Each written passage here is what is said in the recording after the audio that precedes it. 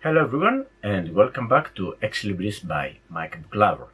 I know it's been ages since I last did a video in English, but there was not a great audience for my videos in English, so yeah, and that's quite understandable since I'm not a native English speaker and many of the books I talk about are only available in Greek or even not translated in English from other languages. So yeah, there was not much interest. However, for today's book, I felt I had to provide the video in English too, a short review presentation of it, since it is a book in English and it hasn't been translated in Greek, and I don't think it's even available in Greek bookshops. I hope I'm mistaken, but I'm not. I got the thank God for the internet and the ebooks. So I got the book, and you can. I think it's very easy to find in your favorite ebook provider. How did this book come to my attention? It goes through a friend of mine, a Bookstagram account that specializes in non-fiction books. I know there are lots of accounts that do that. I regularly post about non-fiction books too, but I can't follow everyone, unfortunately. But this account, I was like to follow, and it posted the book, and it caught my eye. First let me tell you the book, and then I'll tell you about the Bookstagram account that recommended, that introduced, is probably a better word for it, the book to me. The book is Kill Anything That Moves: The Real American War in Vietnam by Nick Turse. It was a rather happy coincidence, because at the time, if you watch my videos, you will have realized that I was playing Fire the Lake, a board game by Jim T. Games about the Vietnam War, and scrolling my feed in Instagram, my eye got this book by Talia's Nonfiction Reads. Talia is a historian, and she posts about nonfiction books exclusively, and her account is full of great, interesting books. Most of whose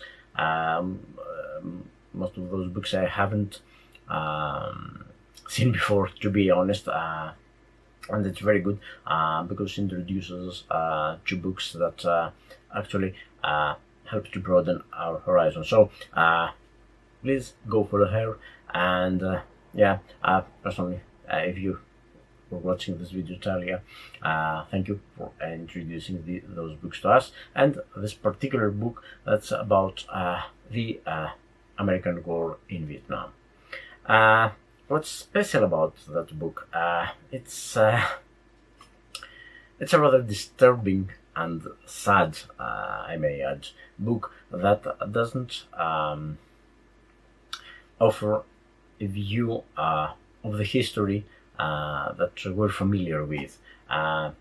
It actually it is about American atrocities in the Vietnam War. It's about massacres. It's about killing innocent people, and it's basically what the title says. It makes the point. This book makes the point that kill anything that moves was the overarching U.S. Army policy, not U.S. Army only. I mean, U.S. forces policy in Vietnam, from the top echelons of the military establishments down to the privates. that actually did the killings. And it was a culture of terrifying and killing and destroying, based on the false, as the the book says, and probably it's true, that everyone in Vietnam was the enemy. It is a disturbing book, and of course, this isn't just theory. We all know about the My Lai massacre, but what that book supports and let's say that proves through the documents, through the investigations, through its research, is that it was not an incident. It wasn't an incident that happened once, and and it wasn't just some bad apples in the military that did that. It was a widespread policy, and it wasn't even the tip of the iceberg. And of course, the book argues that these incidents were more than common. They were every day, what happened almost every day in Vietnam, and of course, these incidents were never properly investigated, and no justice has been done. That's almost what the book is about. As I've said, it's a very disturbing book. It rather, I'd say, it confirms what almost everyone is suspecting, but no one is actually willing to ask or to discuss. As I've said, it's a disturbing book. It's a sad book. I would love it to be not to be that way, but the research is there, the sources are there, the files are there, so it's very difficult to deny all these that have happened. I mean, the author doesn't even need to extrapolate. He just follows the paper trail, follows the reports, the official reports, has done extensive field research. So yeah, what's in the book is very well researched and soundly founded. I know. It's a problem. Some would say that because it goes against the notion, the established way we tell the history, the story of Vietnam, goes against what most people, at least in the USA or even outside, think of this conflict. And but I think it's books like these that do actually great service to their country and, of course, democracy. And that's because you can't get better, you can't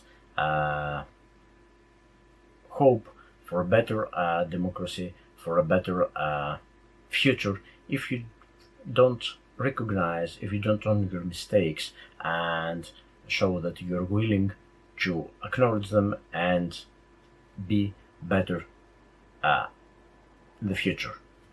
I mean, by pointing out the problems in the way a country or an army or an establishment works, it's the only way for a modern democracy, for a modern country to work. The opposite, of course, is the totalitarian regimes, and where everything is hushed. No one dares to ask the difficult questions. No one questions the official story, the official line of thought.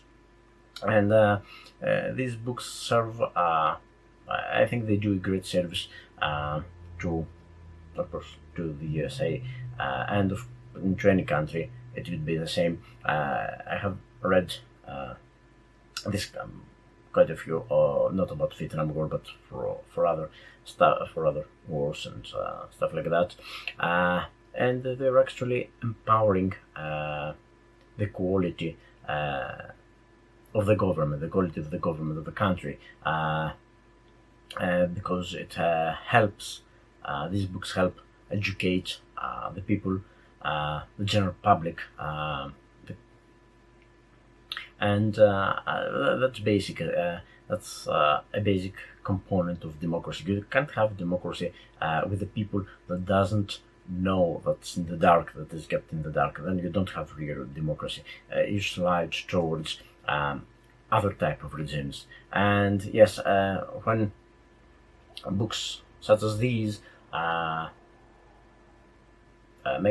make us sad and disturb us, and maybe we're angry, the first question we should ask is, do these books help our country, and do these books help us to become better, more informed citizens? And I think that's the question. And I think everyone that lives in a country that such books are possible to be written and be sold and be read freely. I think that's a good sign. That's a sign that we live in a country where democracy is still running strong, and you have the right to doubt the acts of the government and its agents. The moment these books will no longer be able to be written and be made public, then you've got a problem. Well, I didn't want to take that much of your time. This was about the book Kill Anything That Moves, The Real American War in Vietnam by Nick Turse.